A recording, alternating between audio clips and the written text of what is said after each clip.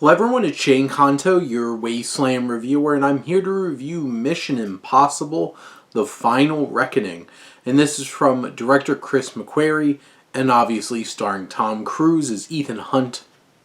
As the follow-up to Dead Reckoning, he has the key, but can he get to the source code for the entity and stop it before it absolutely destroys the world and all of humanity in the process?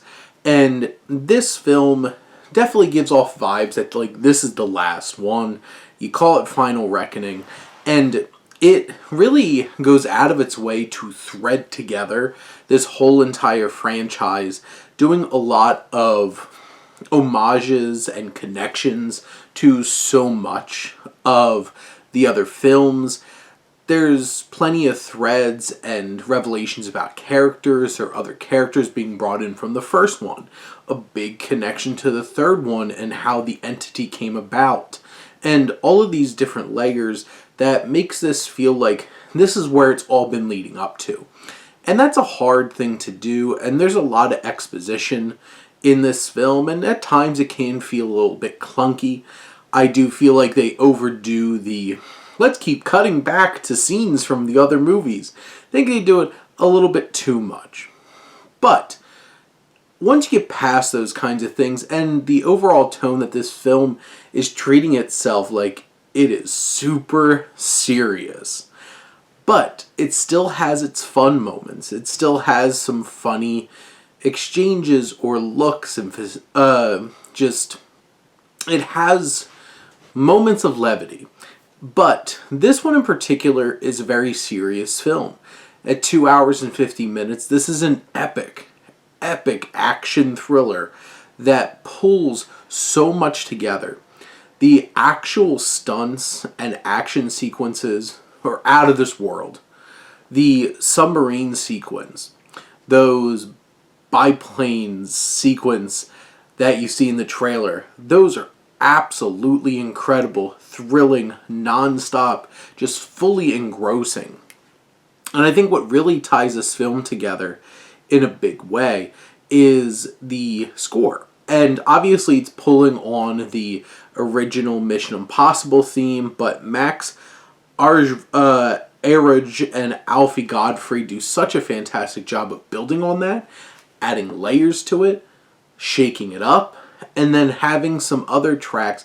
Like, the music is so foreboding and just shakes you during the sequence where Ethan's going into this giant submarine.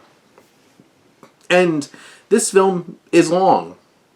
The first hour, sure, there's some moments where it has to do a lot of heavy lifting, a whole bunch of dumping, and maybe too many excuses to keep rehashing things that happened in previous movies. This film also has a lot of characters, and there's a lot of fun, like, little minor characters that pop up, for sure, and you have the likes. Just think about the newbies to this film, like Holt, McElhenney, Nick Offerman, Hatta Waddington, and Tremel Tillman from Severance really stands out as a submarine captain in this. You have Katie O'Brien. You find out new things about some of the characters and how they fit into the greater context of this series. And I think Luther in particular, Ving Rhames gets a really great spotlight that he deserved in this film. Simon Pegg gets his moments as Benji. I think Haley Atwell has been such a nice addition to this franchise as Grace. She has great chemistry with Tom Cruise as Ethan. And Tom Cruise just delivers on the physicality, the stunts, the action, the physical acting choices, like how he expresses certain things through the way he does look, and the emotion. This film is filled with emotion, filled with drama. The stakes have never been larger, and this truly feels like an impossible mission, and I feel like it gives it that kind of energy. Now, you have the returning antagonist from the last film, Gabriel, played by Esai Morales, and he's still not the most interesting character. But you have so many antagonistic forces and challenges throughout this film, the scale of it all, the tension and suspense throughout this film. The action is incredible, the music, the atmosphere, the cinematography is top notch, just capturing everything going on here. This film puts you on the edge of your seat for almost 3 hours, and it puts you in a place where will they make it? Will everybody get out of this alive? There really is stakes in this film, and most of these characters get some opportunity to shine, even if it's in a small way. But at the core, this is a big, awesome showcase of Tom Cruise, Haley Atwell, Ving Rhames, and Simon Pegg, and this team. And it's all about the team.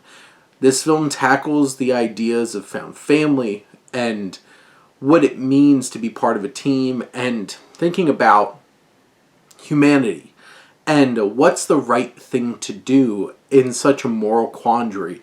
And this film tackles all of that while delivering some pulsating, propulsive action thrills from start to finish.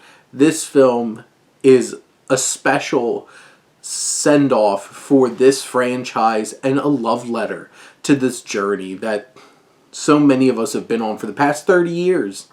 And there won't be another franchise like this. And we're really lucky to get something so exciting and so big and epic to tie this together. But those are my thoughts on Mission Impossible: The Final Reckoning. Let me know what you think, and let's talk some movies. But thank you as always for tuning in and supporting your Wasteland reviewer.